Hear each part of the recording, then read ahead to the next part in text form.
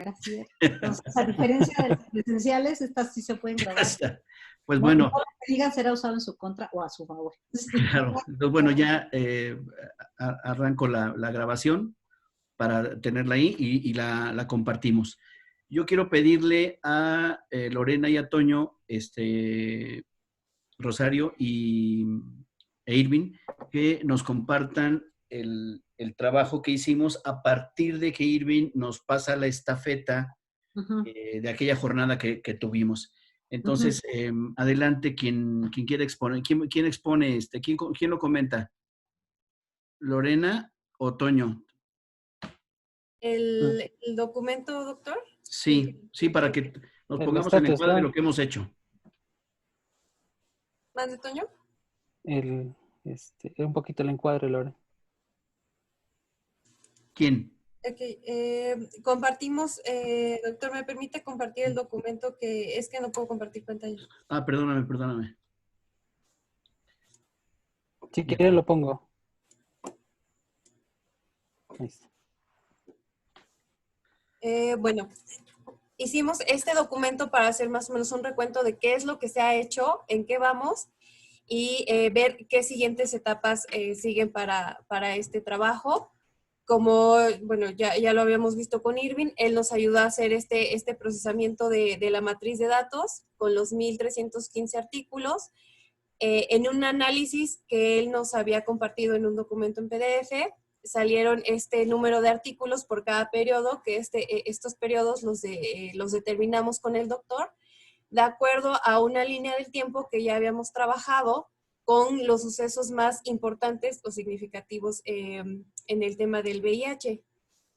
Y bueno, aquí está el análisis bibliométrico que nos proporcionó Irving, ¿no? La productividad por autor, el índice H, el total de las citas por país, revista, cuáles eran las redes de colaboración. Y a partir justamente de ese trabajo que nos compartió Irving con los mapas de la concurrencia de palabras, vimos entre todos que había como una dispersión entre los conceptos principales o entre los conceptos centrales por las distintas palabras claves que se usaban para un mismo concepto. Por ejemplo, VIH lo usaban solo con el acrónimo o lo ponían completo, entonces eso estaba haciendo que el mapa saliera muy disperso. A partir de eso se decidió hacer una estandarización de las palabras para que obviamente nuestros conceptos centrales tomaran esa relevancia que se requerían. Que fue el trabajo que justamente estuvimos haciendo durante estos meses con cada una de las bases que Irving nos proporcionó, de acuerdo a esta división de los periodos que ya habíamos acordado. Y no sé si gustas continuar, Toño.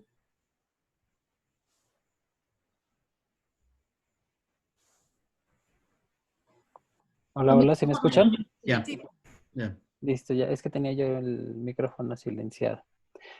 Les comento, para poder hacer esta estandarización, lo primero que se hizo fue una tabla de correspondencia de estas palabras como las que comenta Lorena y poder tener la certeza de que estábamos haciendo el intercambio bajo el contexto y bajo los ejes temáticos que traemos, estamos haciendo una correcta estandarización de esas palabras, lo que nos permitirá, suponemos que al momento en que Irving lo procese a través del Boss Viewer, que se puedan reflejar bien esos conceptos y bien esas palabras y no queden en el fondo o escondidas los conceptos o más dispersos con el procesamiento que se pueda realizar.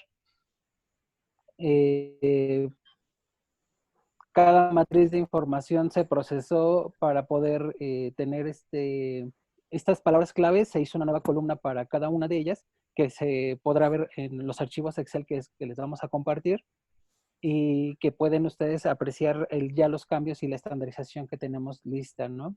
Entonces, pues ya también con el doctor platicábamos el tratamiento y el proceso que sigue, ¿no? La siguiente etapa para poder seguir trabajando y podamos seguir colaborando con este proyecto. Entonces, Irving, Rosario, lo que tenemos hasta aquí es ya el reprocesamiento. Estamos listos para compartírselo a Irving y que vuelva a hacer el procesamiento y se vuelva a hacer esos mapas maravillosos. Y creemos que podríamos tener todos la siguiente visión. Digamos, creemos que lo que nos puede aportar la búsqueda ya mucho más homogénea de esta matriz de datos es investigaciones que al principio, bueno, investigaciones que todo el tiempo van a estar haciendo alusión al sexo forzado y a la violación, desde luego cruzado con VIH y SIDA, en personas privadas de la libertad, porque es una constante. Por eso lo colocamos como un eje transversal. ¿No? Vamos a estar encontrando permanentemente, Irving, sexo forzado y violación, ¿no? Enunciada en muchos trabajos. Vamos a encontrar al inicio de la línea del tiempo, Irving y Rosario, fase SIDA y mortalidad. Una, porque no se había aislado el virus. Dos, porque cuando se aisló no había tratamiento, sino solo fase SIDA y se moría la gente. Cuando se encuentra el tratamiento, inciso 3, entonces vamos a encontrar investigaciones que empiezan a probar qué pasa con los antirretrovirales, si efectivamente detiene la fase SIDA en personas privadas de la libertad. Pero a su interior, en el tratamiento, Irving, vamos a encontrar, lo queremos compartir para que todos nos ayudemos en la búsqueda, nos vamos a encontrar con distintas etapas del tratamiento a base de antirretrovirales. Una primera etapa altamente tóxica con dosis altísimas entre 12, 14 y 16 pastillas diarias.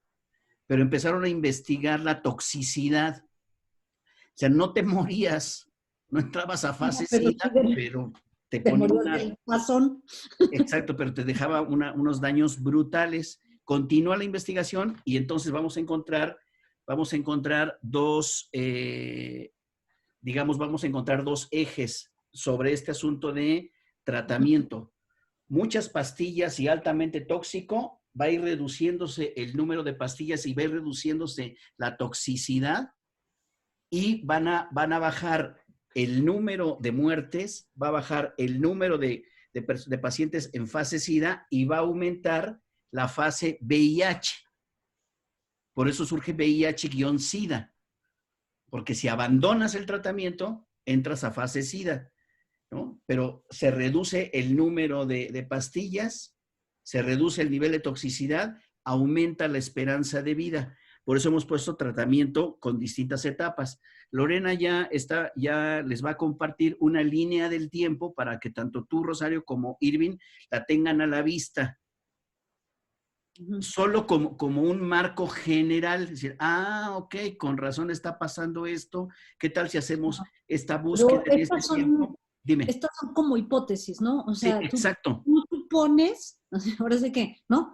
De lo que tú sabes, tú supones que una vez que se depuró la base, se va a encontrar un vínculo con estos temas. Exactamente.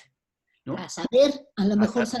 Ya nos lo dirá, exacto. Por ahí se fue la investigación. ¿Tú te imaginas? Es como el famoso cuento del investigador, ¿no? O sea, que dice, pues es que encontré lagartijas porque fui alumbrando el camino de las lagartijas, ¿no? Si alumbro otro camino, encuentro otras cosas. Lo que es interesante de la base de datos que fue generada es que como se bajó todo, tú dices, ok, yo quiero que echen la luz, o sea, de la linterna acá. Exacto. Se puede poner la luz de la linterna acá, pero si los datos dicen que lo relevante fue otra cosa, eso es lo que ese es un resultado de investigación interesante. Exactamente. La hipótesis es que son estos 9 temas los que eventualmente van a estar guiando la conversación sobre temas de SIDA en el ámbito, digamos, como de la investigación científica. Así es. Pero y no de las personas, pero siempre de las personas privadas de la libertad. Sí, y no sabes cuál es un marco general, lo veamos, ¿no? Sí, aunque hay un marco general a los que estos 9 escenarios responde, porque así se comporta la epidemia, así se comporta a escala global, vamos a ver qué especificidad adquiere al tratarse de personas privadas de la libertad. ¿No? Sí. Entonces, y después nos vamos a encontrar entonces cómo empieza a aumentar la incidencia y la prevalencia, casos nuevos, incidencia y VIH-Sida, y luego vamos a empezar a ver cómo la investigación epidemiológica empieza a voltear hacia la tuberculosis, hacia la sífilis, como posible predictora de gente que vive con VIH. Es decir, si traes tuberculosis, es posible que más bien venga de que estás entrando a fase SIDA. Entonces traías VIH. Es posible que traigas sífilis, pero entonces sexo no protegido, es posible que traigas VIH. Entonces vamos a encontrar otra etapa en la que empieza a interesarse la investigación por enfermedades, ¿no? Sí, con padecimientos asociados que pueden ser predictores, y entonces dicen, vamos a hacer estudios y vamos a hacer pruebas. Nos falta el tema de pruebas, Lorena. Ahorita no lo anotemos, pero todavía nos falta el tema de pruebas rápidas. Y otro elemento, las adicciones, particularmente los usuarios de drogas inyectables. Y luego vendrá otro asunto de investigaciones ligadas a la sobrevivencia. Cómo se reduce la toxicidad y la dosis también, y empiezan a ser más efectivos los antirretrovirales, entonces la sobrevivencia empieza a ser más alta. Ok, pero ¿qué pasa con PPLs? ¿No? Y creemos que transversalmente también vamos a ver en qué momento empieza a aparecer el perfil de las personas privadas de la libertad y prácticas sexuales reconocidas con sus estados de conyugalidad. Porque eso tiene que ver precisamente tanto con el sexo forzado como con las visitas conyugales. Hay personas privadas de la libertad que adquieren el VIH en condición de cárcel, de prisión, sí, pero no es que los hayan violado ahí, puede ser, es una vía, pero la otra es que haya venido de afuera su pareja y lo contagió. Y no quiso usar condón pese a que se los den. Y tengo unas dudas. Cuando esto dices, es una duda que la verdad no sé, ahorita se me ocurrió. O sea, si hay una persona privada de la libertad para que solicite las visitas conyugales, ¿deben estar casados así por las leyes de Dios y del hombre? ¿O puede ser nada más mi concubina? Nada más es, yo digo quién es. Ok. Y ya. Otra cosa, ¿qué sucede con los, digamos, los integrantes de la comunidad LGBTTI+? O sea, ¿ellos pueden pedir una visita conyugal con otra persona de su mismo sexo? Sí. Ya. Luego adentro, en el autogobierno y en el cogobierno de las cárceles, ya luego se ve si sí o si no. Y puede ser que nos encontremos con algunas pequeñas investigaciones que se metieron al autogobierno, el hacinamiento y la permisividad o no, y la reacción o no de estigma y discriminación de las personas, de hombres que tienen sexo con hombres, o de las personas gays o travestis o transexuales. Entonces, yo quiero pedirle a Lorena si nos compartes, si nos comentas, bueno, hay que tener este asunto de las pruebas rápidas, Lorena. Sí, doctor. Si nos quieres comentar brevemente la línea del tiempo, solo para complementar esta parte y que tanto la doctora como Irving vean en términos generales. Nada más atiendo un asunto aquí doméstico y retacho. Así es, está bien. Tú tranquilo. Bueno, no sé si recuerdas, Irving, que justamente te compartí esta pequeña tabla con el resumen, digamos, de la línea del tiempo, con los acontecimientos más importantes y por qué se habían elegido estos periodos, ¿no? Aquí tenemos... Sí, de hecho la tengo. Sí, tenemos del 80 al 82, que es donde están los primeros casos, que incluso recuerdo que tú nos pusiste en la base de datos un primer documento del 52, 53. Del 50 y... ahorita les digo. El 53 me parece. El 53, ajá. Que justamente es donde aparece como este caso, pero no se identificaba como tal el virus, ¿no? O que era VIH, sino era como una enfermedad rara. Y ya es en los 80s cuando se empieza a investigar más sobre el tema porque empieza a haber un brote de casos. Como segunda etapa tenemos del 83 al 86, y bueno, donde ya se identifican como las causas, como ya se empieza a investigar más en forma las causas del VIH. Y en el 86, como en México no había un protocolo establecido para la donación de sangre, ya en el 86 es cuando se establece hacer estas pruebas serológicas a toda persona que fuera a donar sangre. Aparte de esto, ya solo se dona sangre, no se vende como anteriormente. Y ya después viene una tercera etapa que es del 87 al 92, en donde empiezan a surgir los primeros tratamientos, que es de los que hablaba el doctor, que era con una serie de pastillas que con el paso del tiempo fueron recortándose a solo una al día. En México surge el CONACYDA, que es esta instancia encargada específicamente de no solo de la investigación del SIDA, sino también de vigilar en las instituciones públicas el tratamiento de este. Y bueno, surgen las primeras campañas del uso del condón para prevenir las ITS y el VIH-Sida. Surge el Día Mundial contra el VIH-Sida. Y bueno, a nivel mundial, en los 90s, surge el distintivo del lazo rojo, que es justamente también en los 90s, cuando derechos humanos empieza a entrar a esta parte de la protección de los derechos de las personas con VIH-Sida.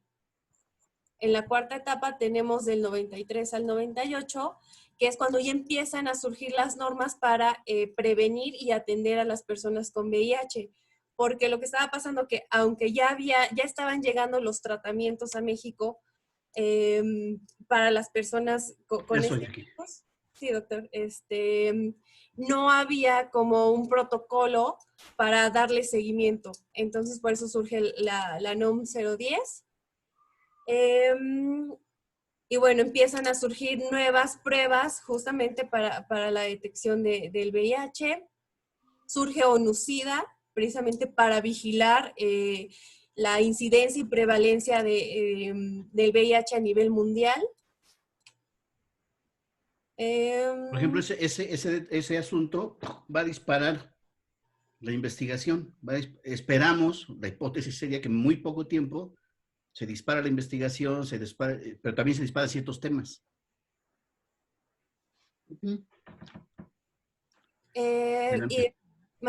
Y, por ejemplo, acá tenemos en el 98 que se aprueba el uso de un nuevo tratamiento que obviamente ya era menos agresivo y que implicaba menos número de pastillas. Efectos adversos, además. Como quinta etapa tenemos del 2000 a 2019, porque justamente en esta etapa es donde los ODMs ponen como uno de sus objetivos disminuir los números de prevalencia e incidencia del VIH. También, obviamente, la atención y otro de sus objetivos era que el tratamiento llegara a todas las personas que incluso tenían carga viral indetectable. Surge en México la NOM 039 sobre ITS, en donde también va incluida el VIH, pero para que se les dé consejería, digamos, sobre el uso de los métodos anticonceptivos. Se crea el CENSIDA y en 2001 se aprueba un nuevo tratamiento que ya era otra vez mucho menos agresivo y que requería menos pastillas.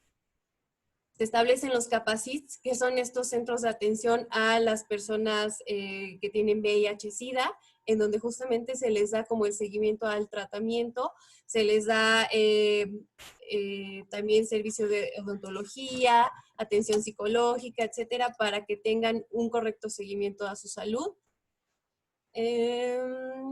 Y bueno, aquí es importante destacar el 2004 porque es cuando se da el Centro de Investigación de Enfermedades Infecciosas para seguir investigando cómo actúa el VIH en las personas.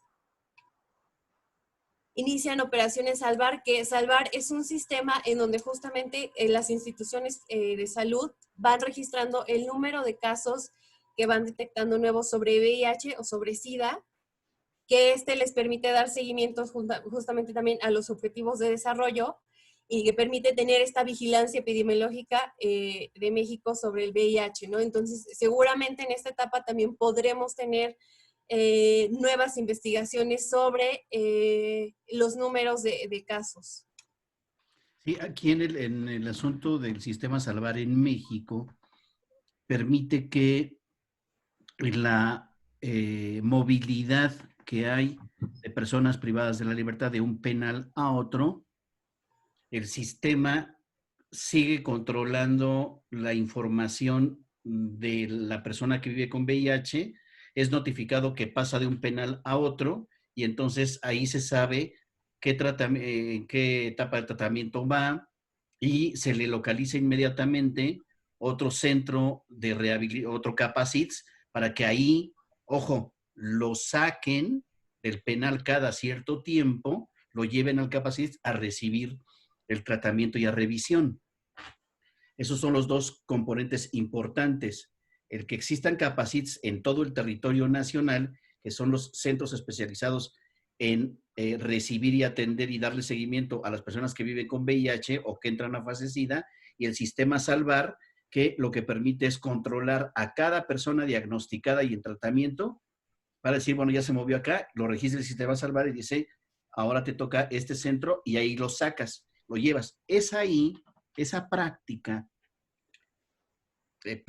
prescrita por una norma y además por asuntos de preservación de la privacidad y la integridad de las personas, esa práctica y ese sistema hace que la gente, que las personas internas de las cárceles sean objeto de develación. ¿Por qué tú cada 3 meses no estás? Entonces, puede ser que tengas SIDA. Esa salida, ¿no?, es un elemento de riesgo de ser descubierto de que se vive con VIH. O el custodio llega y filtra. Es posible que existan algunas investigaciones que se hayan dedicado a esto o que se estén dedicando a este asunto. Más de corte sociológico, ¿me explico? Este es el asunto. Por eso la importancia de la línea del tiempo. No sé si vas a comentar lo de la meta 90-90. Sí, gusta, doctor. Digo, ya pasamos a la sexta etapa y obviamente parte importante en esta etapa es la meta 90-90, que se instauró en México precisamente para disminuir,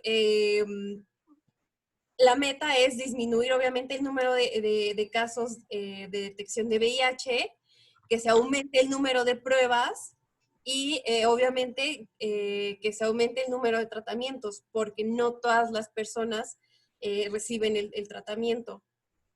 Sí, aquí la meta es, tiene como propósito es tratar de controlar la propagación en todo el mundo, no es exclusiva de México. En México se empieza a aplicar en 2014.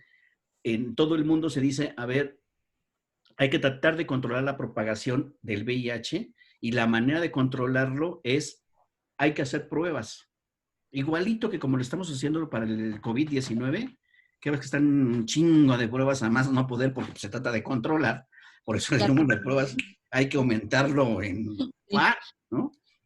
¿Por qué? Porque entonces detectas quién y le haces un cerco. Entonces, la idea es, dicen, tú tienes la meta para cada país es de toda tu población que vive con VIH, trata de diagnosticar al 90% de los que vivan con VIH y que la mayoría no lo sabe. Entonces, hazle pruebas, diagnostícalo, ¿no?, de toda tu población que probablemente viva, al menos al 90% trata de llegar. Una vez que lo diagnostiques y le digas, tú formas parte de la población clave que tiene VIH, Entonces, manda de todo ese universo, manda el 90% a tratamiento. Y de esa población que ya está en tratamiento, al menos al 90%, haz que lo siga de tal manera que reporte carga viral indetectable. Es decir, donde la probabilidad de transmisión es bajísima, incluso echándoselo a raíz. ¿Me explico? Entonces, por eso se llama meta 90, 90, 90 y por eso la atención es en cascada. Diagnóstico, tratamiento, seguimiento del tratamiento hasta que reporte carga viral indetectable. Nosotros andamos por el, ¿por el qué? ¿Por 70 y algo por ciento, Toño? ¿Lorena? En diagnóstico. O 60 y algo, creo. Estábamos bordeando el 70%. 70%, o sea, nos De falta las 20. personas calculadas con el cálculo de ONU-SIDA, con las estadísticas, con el número de acuerdo con el número de personas que se piensa viven con VIH en México. Claro, porque la persona que no sabe, pues sigue en su práctica sexual, la que sea, a raíz, y entonces lo va multiplicando el contagio, la transmisión, perdón. Entonces, por eso, y nosotros andamos cerca del 70% de diagnosticados. Ahora que ya existen las pruebas rápidas, pues permite precisamente, como su nombre lo indica, en muy pocos minutos saber si la persona posiblemente viva con VIH, porque hay que hacer 2 pruebas. Si sale reactiva una, hay que hacer otra prueba rápida, y si salen las 2 reactivas, que diríamos positivas, hay que mandar a hacer una prueba de laboratorio ya mucho más robusta. Sí.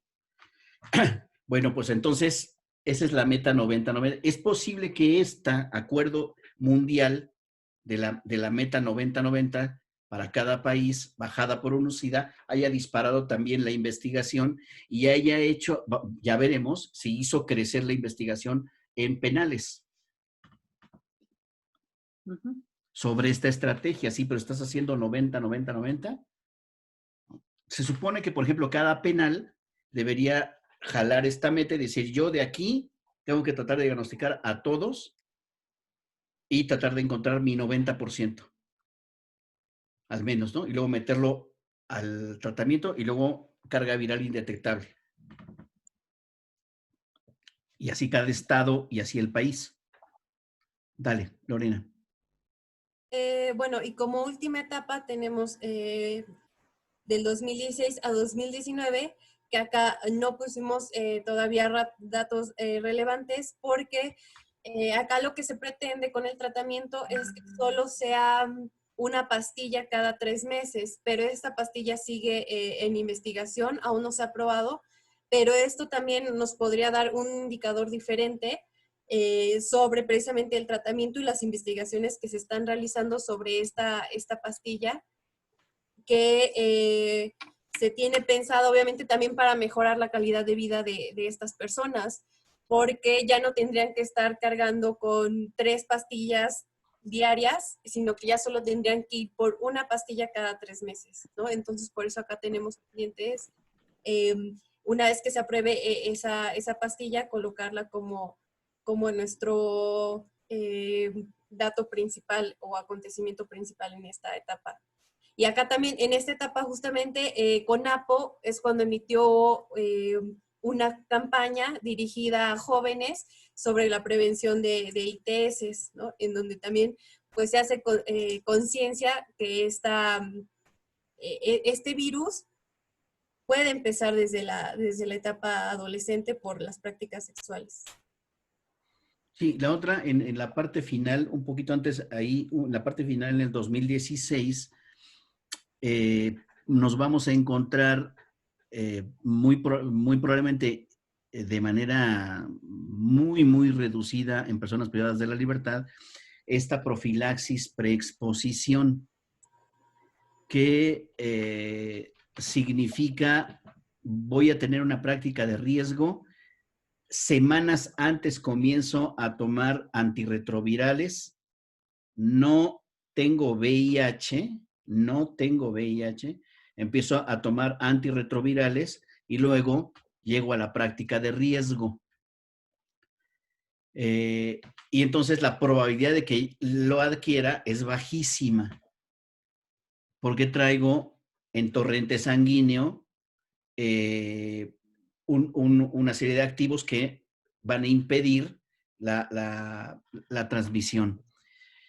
Esto en México no ha sido posible porque lo que quisiera la política pública es tener dinero para pruebas rápidas y para antirretrovirales, para distribuirlas y no estar impulsando la profilaxis. Y por si fuera poco, como el fondo se toma del presupuesto de catástrofes, pues en el sismo del 2017 lo tomaron para atender los efectos del sismo y no hubo ya dinero para impulsar la profilaxis preexposición. Pero como es una base de datos internacional, nos podríamos encontrar con investigaciones en penales de profilaxis preexposición. Voy a poner solo un ejemplo. Me va a visitar mi pareja,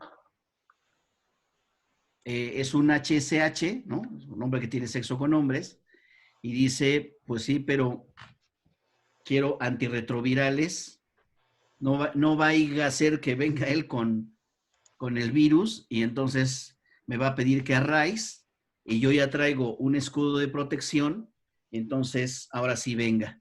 Y así ni discutimos de dónde vienes, ni a qué fuiste, ni a qué te regresas. Me explico, porque me puede pedir que sin condón. Puede ser que esté ocurriendo eso en algunos penales de países desarrollados. No lo sabemos, pero por eso tenemos aquí en la línea del tiempo esta profilaxis preexposición, porque sí está demostrado que ha detenido la propagación. Okay. Eso es lo que tenemos. Ahora, según yo, Rosario, según yo es pasar la estafeta con Irving, pegarnos a Irving en el procesamiento y ya empezar a decir, bueno, pues ahora vamos a seleccionar una muestrita de trabajos de estos periodos que ya nos da una idea y ya empezar a escribir. Claro, sí. Y yo quiero insistir en lo que decía hace un ratito, o sea, esto es súper interesante porque nosotros nos permite como contener la información, como los datos, y lo vamos a tratar como hipótesis, por supuesto. O sea, suponemos que esto que tú sabes como experto en el tema, esto que tú sabes, suponemos, es nuestra hipótesis de trabajo, ¿no? Que se va a reflejar en el tipo de documentos que se han entregado. Pero no cabe duda que no tenemos que perder de vista que los datos que se están recabando, que se está recabando esta base de datos, parten de lo que se está publicando fundamentalmente en las revistas de primer mundo. Sí. No necesariamente van a reflejar digamos, como la dinámica histórica en México, ni necesariamente van a reflejar lo que están viviendo los países, digamos, con menores niveles de desarrollo relativo. Y esto va a tener la brecha entre lo que discuten los expertos y otra cosa es lo que sucede a nivel de políticas públicas, a nivel de... Esa es otra historia. Entonces, no quiere decir ni que la realidad va a estar mal, digo porque yo te escucho hablar y siento que muchas de estas cosas, por supuesto que no van a estar necesariamente presentes en la conversación de los científicos del mundo sobre temas de VIH. Y quizá esto, el hecho de que, yo de una vez lo quiero adelantar, ¿no? El hecho de que de pronto digas, ¿cómo es posible que en la base de datos no se vea o no se encuentre estos temas ¿no? Porque los científicos del mundo mundial no lo discuten. Eso dará para una reflexión de otro tipo. Una cosa es cómo vive uno un problema, y esto es bien interesante, cómo vive o ve uno un problema desde este lado del cerrito, por decirlo de alguna manera. El problema del VIH en el mundo se ve de esta forma, y cómo desde la otra perspectiva de los países más desarrollados y que tienen no sé qué es lo que miran de acá. Analizar incluso esa brecha o reconocer que no se reflejan las condiciones, digamos, históricos, sociales de la problemática, no se reflejan en la conversación científica del mundo, es un resultado ya interesante, ¿no? Que permite poner otras hipótesis sobre la mesa. Entonces, en lugar de analizar esas bases de datos del mundo mundial, fíjate bien, analizamos las bases de datos de América Latina, ponle cuando tengan los datos disponibles de esta manera. Porque yo sé que lo primero que me van a decir es, pues sácate a Redalic, sácate a Cielo y de ahí lo analizas. De Redalic imposible, de Cielo eventualmente se podrían sacar datos, pero no están disponibles como, fíjate, a pesar de que son bases de datos así neoliberales, conservadoras, fifís, ¿no? Y por las que, en fin, los datos se pueden descargar y customizarlos para meterlos en estos softwares. Pero los datos de Cielo los tendrías que pedir, los de Redalic ni siquiera existen. O sea, sí, mucha cosa, y lee lo que tú quieras, pero no están disgregados, no tienen ese nivel de granularidad los datos para poder meterlos a hacer análisis aquí. Solo puedes hacer análisis súper gruesos de cuántos autores, sí me explico, pero no puedes hacer un análisis de los temas y de los datos y de los autores. Ese nivel de datos súper granular no lo están rescatando en esas bases de datos. Así que si tú dices, oye, ¿por qué eso no lo haces en las bases de datos de aquí?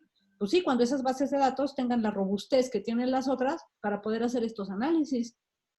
La otra hipótesis sería, ¿por qué no nuestros investigadores empiezan también a publicar en el mundo mundial? O sea, es que permite una reflexión en varios sentidos, porque yo me imagino que este nivel de, digamos, así como toda esta historia que ustedes tienen muy clara, platicada desde acá, cuando le preguntemos a la base de datos si esto se ve allá, lo más seguro es que nos digan que no, y debemos estar preparados para eso. Es como que no. A lo mejor sí lo encontramos, pero a lo mejor no, y ustedes han visto incluso el problema para poder definir SIDA. Yo lo estaba viendo con el tema de COVID. ¿Cuánto tiempo tardaron los expertos en llamarle de una sola forma? Se tardaron, digamos, y eso que todo esto ha sido muy rápido. Lo del VIH empezó en los 80s, pero ya decía Irving que había un primer artículo por ahí de esta enfermedad rara en 1950.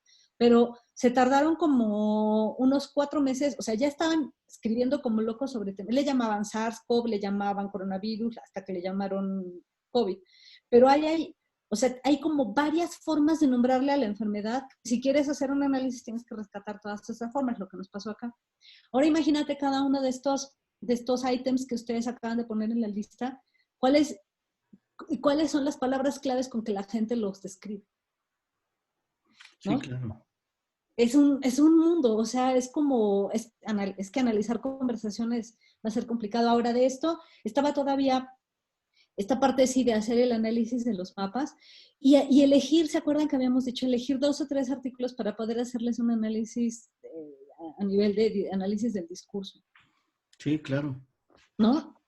Que eso era lo otro, pero por lo menos si con esto le pasan, a lo mejor lo que podemos hacer, Luis Alfonso, es decir que ahorita, digamos, Lorena y Antonio, que tienen ya digamos, como esta estructura, se la pasan a Irving, ustedes se reúnen y ven qué cosas hacen y le pasan estos datos para que Irving haga la magia de estos mapas maravillosos. Muy bien, y muy bien. nos volvemos a reunir para ver en qué va y a lo mejor hacemos un primer corte y con eso ya escribimos una primera parte de un acercamiento a un artículo.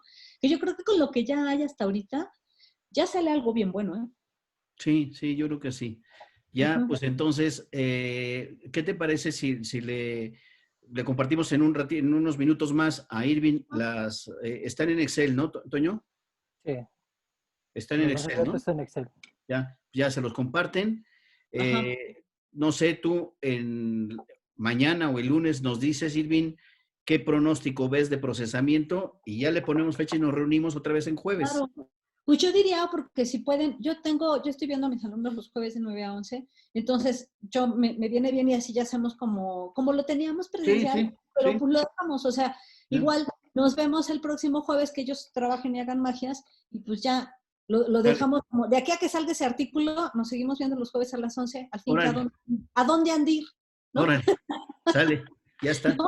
Y capaz que sale, y creo que puede quedar algo bien padre, ¿no? Sí, ya.